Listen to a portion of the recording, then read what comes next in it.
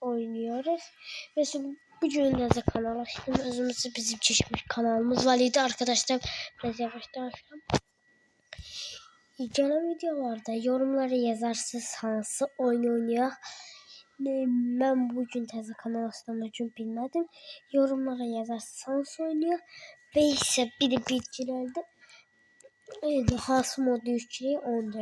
Ben tasarrudan çeşmiştim Minecraft oynamışım. O için bende modlar var. Yani siz de başka mod bilirsiniz. Ben de benim arkadaşlar böyle modlar var. Gelen videoda ne oyun bilirsinizse bize bana diyersiniz yorumlar. Gelen video sizleriz oynar eğer. Şimdi bugün biz Minecraft oynuyoruz. Biz sınırlı yarışma modunda bilirsiniz ki elmas veya şey almak olmuyor. Ama silah veya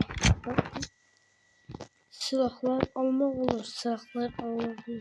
Yani altın kapı. Bu modun da linki yok.